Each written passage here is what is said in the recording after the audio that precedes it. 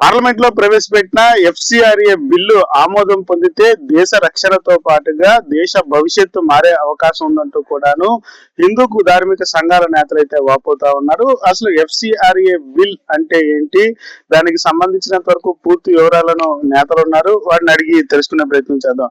FCRA అంటే ఏంటండి, అసలు ఆ నిధులకు సంబంధించినంత వరకు కూడా కేంద్రం ఎందుకు ఈ బిల్లుని ప్రవేశపెట్టింది, దేశ భద్రత కోసం కూడా మాట్లాడే పరిస్థితి కనిపిస్తా ఉంది. అసలు బిల్లు ఏంటండి, ఎఫ్సిఆర్ఏ అంటే ఏంటంటే? Foreign contribution regulation act.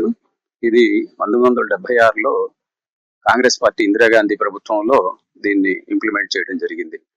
ప్రధాన ఉద్దేశం ఏంటంటే భారతదేశంలో ఉండేటటువంటి అట్టడుగులో ఉండేటటువంటి ప్రజల్ని ఉద్ధరించడం కోసం అమెరికా లాంటి దేశాలు భారతదేశంలోనికి కొంత నిధిని పంపించి ఇక్కడ భారతదేశంలో ప్రజల్ని డెవలప్మెంట్ చేయాలనే ఆలోచనతోటి ఆ రోజు కాంగ్రెస్ ప్రభుత్వం ఇందిరాగాంధీ గారితో మిలాఖత్ అయ్యి దీన్ని రిలీజ్ చేయడం జరిగింది.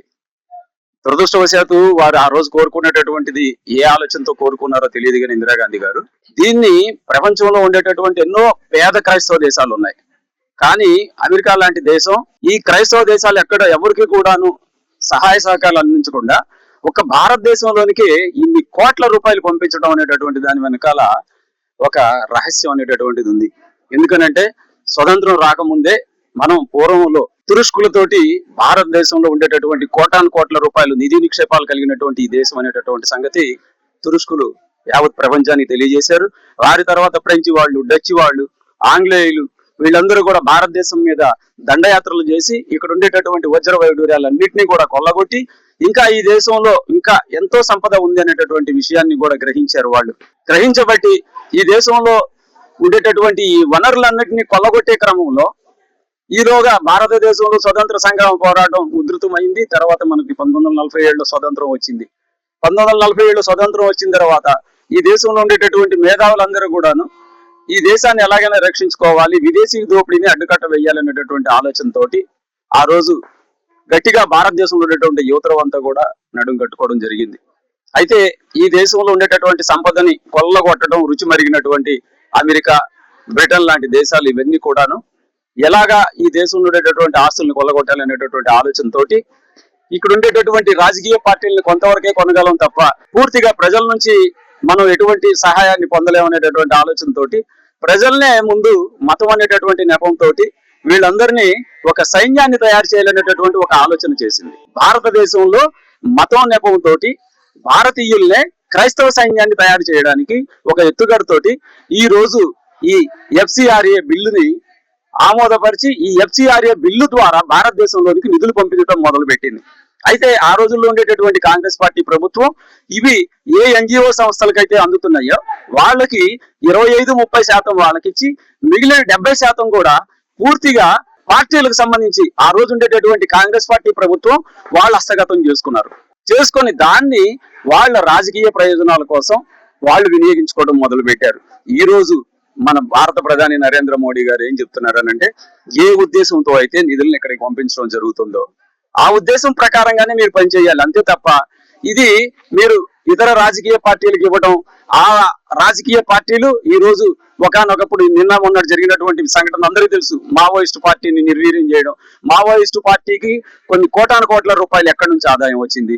అలాగే ఉద్యమాలు చేస్తున్నటువంటి కమ్యూనిస్ట్ పార్టీలకి కోట్ల రూపాయల ఆస్తులు ఎక్కడి నుండి వస్తున్నాయి. ఢిల్లీలో జరిగినటువంటి ఉద్యమం, రైతు ఉద్యమం కొన్ని కోట్ల రూపాయలు ఖర్చు పెట్టి చేశారు. నిన్నగాక మొన్న జరిగినటువంటి కాక్రోచ్ ఉద్యమం, ఈ కోట్ల రూపాయలు ఎవరిస్తున్నారు, వీళ్ళకి ఎక్కడి నుంచి వస్తున్నాయనేటటువంటి ఆలోచనతోటి భారతదేశం ఒక నిఘాని పెట్టిన తర్వాత పూర్తిగా ఇది ఎఫ్సిఆర్ఏ నిధుల నుంచి డైవర్ట్ అవుతున్నాయనేటటువంటి విషయాన్ని తెలుసుకున్న తర్వాత ఎఫ్సిఆర్ఏని భారతదేశంలో రద్దు చేయటం లేదు ప్రభుత్వం, దాన్ని సవరణ చేయడానికి చెప్తుంది. ఏ ఉద్దేశంతో అయితే మీరు విద్యపరంగా నిధులు తీసుకొస్తే విద్యను ఉపయోగించండి, వైద్యపరంగా నిధులు తీసుకొని వస్తే వైద్యానికి ఉపయోగించండి, అంతవరకే తప్ప ఇది మతానికి ప్రేరేపణ చేసేటటువంటి దేశద్రోహ చర్యలకు ఉపయోగపడేటటువంటి వారికి ఈ డబ్బును కేటాయించకూడదు అనేటటువంటి ఆలోచనని తీసుకొని వచ్చి ఈ రోజు చట్టసభలో ఈ రోజు సవరణ బిల్లుని చేయాలని చెప్పి ప్రయత్నం చేస్తుంది.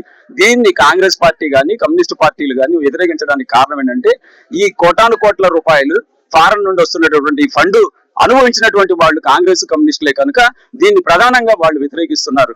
ఇక్కడ ఉండేటటువంటి ముస్లిం హిందూ సోదరులందరూ కూడా భారతదేశంలో హిందూ సోదరులు గమనించాలి.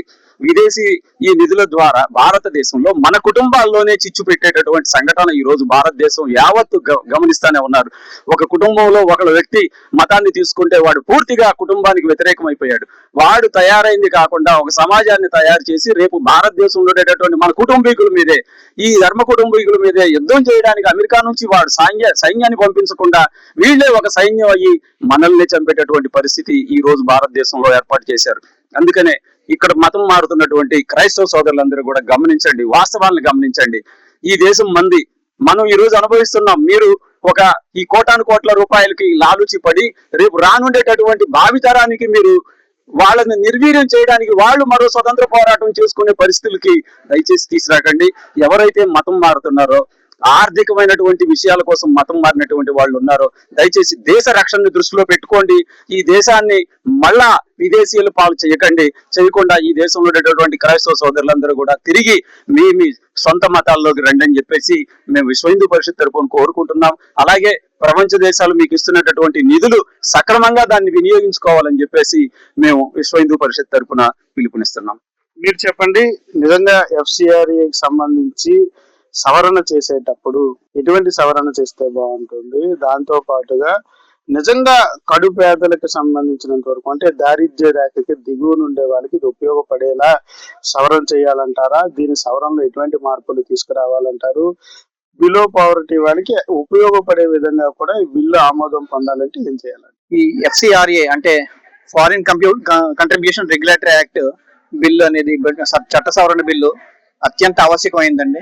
అమెరికా లాంటి దేశాల కబంధ హస్తాల్లో భారతదేశం చిక్కుబడిపోతుంది. రాను రాను రోజు రోజుకి వాళ్ళ కంట్రోల్లోకి వెళ్ళిపోబోతోంది. ఈ బిల్ కి ఇప్పుడు అడ్డుకట్ట పడకపోతే ముందు ఇంకా చాలా సమస్యలు ఎదుర్కోవాల్సి వస్తుంది. దీన్ని గమనించిన కేంద్ర ప్రభుత్వం కొంత ముందుగానే రెస్పాండ్ అయింది. ఇప్పుడు ఈ బిల్లు వలన ఎవరిని ఏది చెయ్యొద్దు, విరాళాలు తెచ్చుకోవట్లేదు అని చెప్పట్లేదు. మీరు తీసుకున్న విరాళానికి లెక్క చెప్పండి అని అంటున్నారు, అంతే, ఇంకేం లేదు. మీరు ఏ విధంగా తీసుకున్నారు, దేనికి ఖర్చు పెడుతున్నారు, ఆ లెక్క కేంద్ర ప్రభుత్వం దగ్గర ఉండాలి. ఇప్పుడు ఈ చట్టం ప్రతి దేశంలోనూ ఉంది. అమెరికాకు ఉంది, చైనాకు ఉంది, రష్యాకు ఉంది, అన్ని దేశాలకు ఉన్నాయి. మరి ఎందుకు మా భారతదేశం ఆ బిల్లు పెడతానంటే మిగతా దేశాలు ఎందుకు అపోజ్ చేస్తున్నాయి? ఇది తప్పు. భారతదేశానికి కూడా ఆ చట్టం ఉండి తీరాలి. ఈ చట్టం వలన నిజంగా పేదవాడికి లభించాల్సిన అడ్వాంటేజ్ ఏదైతే ఉందో అది లభిస్తుంది. వాడికి చేరాల్సిన లాభం వాడికి చేకూరుతుంది. అందుకే ఈ బిల్ తీసుకొస్తున్నారు. ఇప్పుడు ఎన్జిఓలు కొన్ని నిజంగా పేదవాళ్ళకి సాయం చేసే ఎన్జిఓలు ఉన్నాయి. వాళ్ళు ఇప్పుడు ఈ చట్టం వల్ల ఖచ్చితంగా విద్యాపరంగా అయితే, వైద్యం పరంగా అయితేనేవి అన్ని అడ్వాంటేజెస్ వాళ్ళకి చేకూరుతాయి. ఇదే లెక్క కేంద్ర ప్రభుత్వం దగ్గర కూడా ఉంటది. ఎక్కడ కరప్షన్ కి ఛాన్స్ ఉండదు. రానున్న 10 సంవత్సరాల తర్వాత ఈ భారతదేశం స్వచ్ఛమైన భారతదేశంగా మార్పు చెందుతుంది. ఈ చట్టం వచ్చిన తర్వాత ఆల్మోస్ట్ 50% ప్రాబ్లమ్స్ అన్ని సాల్వ్ అయిపోతాయండి. రిమైనింగ్ 50% కూడా ఆటోమేటిక్ గా సాల్వ్ అయిపోతాయి. ఈ దేశం మళ్ళీ పాశ్చాత్య దేశాల సరసన సగర్వంగా తలెత్తుకుని తిరుగుతుంది. ఈ మతాల పిచ్చి ఏదైతే ఉందో, ఒక మతాన్ని పైకి లిఫ్ట్ చేయడం, ఇంకో మతాన్ని అనగదొక్కడం ఏదైతే ఉందో, ఇది ఆగిపోతుంది. కంప్లీట్ గా ఆగిపోయి అన్ని మతాలు సమానమే, అన్ని మతాలని భారతదేశం ఆదరిస్తుంది అన్న ప్లాట్ఫామ్ మీదకి వచ్చేస్తుంది. ఎవరి మతం ఎవరికి గొప్ప కాదు, నా మతం నాకే గొప్ప అన్న రీతిలో తీసుకొస్తున్నారు ఈ చట్టాన్ని. కనుక దయచేసి దేశ ప్రజలందరూ అర్థం చేసుకోవాలి, ఈ చట్టం అత్యంత ఆవశ్యకం భారతదేశానికి. ప్రస్తుతం ఉన్న భారతదేశ పరిస్థితుల్లో భారతదేశాన్ని ఎలా విచ్ఛిన్నం చేయాలి, ఇంకా ఏ రాష్ట్రాలు విడగొట్టాలి, ఈ అగ్రరాజ్యాలు ఉన్నాయంటే అగ్రరాజ్యాలు కొన్ని ఒక పర్టికులర్ ప్రాంతాన్ని పక్కకు తీసి దాన్ని సపరేట్ దేశంగా తయారు చేద్దామనే మైండ్ సెట్ తో ఉన్నాయి. అది తప్పు. విదేశీ విరాళాలు ఈ పర్పస్ కి ఉపయోగపడకూడదు. అది పేదవాడికి చెందాలంటే, పేదవాడికి మీరు సాయం చేయదలుచుకుంటే పేదవాడికి వెళ్ళాలి. ఆ విధంగా ఈ చట్ట సవరణ చేస్తున్నారు. ముందు ఇది చేయకపోతే కనుక ముందు భారతదేశం చాలా ఇబ్బందులు పడుతుంది. కనుక ఈ చట్టం డెఫినెట్ గా చేయాలి, చేసి తీరాలి. అలాగే చట్టాలు కూడా పాస్ అవ్వాలి. వెంటనే ఇంప్లిమెంటేషన్ కూడా యాజ్ పాసిబుల్ యాజ్ క్విక్ గా, చాలా తొందరగా కూడా అయిపోవాలి. అప్పుడే ఈ దేశం మన సంస్కృతి సంపద వేరెవరో దోచుకుపోకుండా మన దేశంలోనే ఉంటుంది. ఈ ఏదైతే విదేశీ విరాళాలు ఉన్నాయో అవన్నీ సక్రమంగా ఉపయోగపడతాయి. 6 సిస్టర్స్ అంటే అస్సాంలో ఉండేటటువంటి మణిపూర్, ఇటువంటి ప్రాంతాలను 6 సిస్టర్స్ గా పిలుస్తాం. చికెన్ నట్ లాంటి ప్రాంతాల ద్వారా మిగిలిన దేశాలు విచ్ఛిన్నం చేయడానికి వస్తున్నటువంటి పరిస్థితి, పక్కన ఉండేటటువంటి చైనా గానీ, ఇటు బంగ్లాదేశ్ గానీ పూర్తిగా భారతదేశం వైపు వస్తున్నటువంటి నేపథ్యం. అక్కడ మణిపూర్ లాంటి ప్రాంతాల్లో వాళ్ళకి గొడవలు జరుగుతున్నటువంటి పరిస్థితి. ఇటువంటి సమయాల్లో ఈ ఎఫ్సిఆర్ఏ బిల్లుని తీసుకొచ్చి ఆ ప్రాంతాలలో ఉండేటటువంటి భారతదేశానికి సంబంధించినంత వరకు సమగ్రతను కాపాడడానికి అనేసి అనేది చెప్తున్నటువంటి పరిస్థితి కనిపిస్తుంది. నిజంగా సిక్స్ సిస్టర్స్ కి సంబంధించి అంటే ఆ జిల్లా ఆ స్టేట్స్ కి సంబంధించినంత వరకు కూడా ఎటువంటి ఇంప్లిమెంటేషన్ ఉండాలి, ఎఫ్సిఆర్ఏ బిల్లులో ఎటువంటి మార్పులు ఉండాలి, మరీ ముఖ్యంగా ఎన్జిఓస్ కి సంబంధించి ఒక నిబంధనలు తీసుకొచ్చేటటువంటి ప్రాతిపదికన ఎటువంటి నిబంధనలు తీసుకురావాలంటారు? భారతదేశంలో కొన్న ఈ ఎఫ్సిఆర్ బిల్లు వచ్చినలాగా ఏవైతే ఫారెన్ కంట్రీస్ నుంచి విరాళాలు వస్తున్నాయో వాటిని అన్నిటినీ కూడా దేశ విచ్ఛిన్నానికి వినియోగిస్తున్నారు అనడంలో ఏమాత్రమూ అసత్యం లేదు. ఎప్పుడైతే బిల్లులు మాకు లెక్కలు కావాలి, జమలు కావాలి అని అనగానే ఈ రోజు క్రైస్తవ మోకలు వెళ్ళి అక్కడ ధర్నాలను ప్రొటెస్టులు చేస్తున్నాయి. ఎందుకు చేస్తున్నాయి? నిజంగా వాళ్ళు గనక దేశ విచ్ఛిన్నానికి ఖర్చు పెట్టకుండా దేశ అభ్యున్నతికి ఖర్చు పెట్టినట్టయితే వాళ్ళెందుకు ధర్నాలు చేయాలి, వాళ్ళెందుకు ప్రొటెస్టులు చేయాలి? ఇది పూర్తిగా 100% ఏదైతే ఫారెన్ కరెన్సీ ఇక్కడికి వస్తోందో విరాళాల రూపంలో దాన్ని దేశ విచ్ఛిన్నానికి ఉపయోగిస్తున్నారు గనక అటువంటివి అరికట్టడం కోసం ఈ రోజు దేశంలో భారతదేశం పార్లమెంట్ లో ఈ బిల్లు సవరణ కోసం వెళ్ళింది. ఇది సవరణ ఆమోదింపజేయాలి. ఆమోదింపజేయకపోతే ఇక్కడ సివిల్ వార్ వచ్చేటువంటి అవకాశాలు కూడా ఉన్నాయని మీ ముఖంగా తెలియజేస్తున్నాను. జై శ్రీరామ్. ఎఫ్సిఆర్ఏ బిల్లుకు సంబంధించినంత వరకు కూడా ఇది ప్రధానంగా భారతదేశ భద్రతతో పాటుగా భారతదేశంలో ఉండేటటువంటి మనుషుల భవిష్యత్తు, ఏదైతే మానవాళి భవిష్యత్తు, భారతదేశ సార్వభౌమాధికారాన్ని ఒక పటిష్టతను చేకూర్చేందుకే ఎఫ్సిఆర్ఏ బిల్లును కేంద్ర ప్రభుత్వం తీసుకొచ్చినటువంటి పరిస్థితి.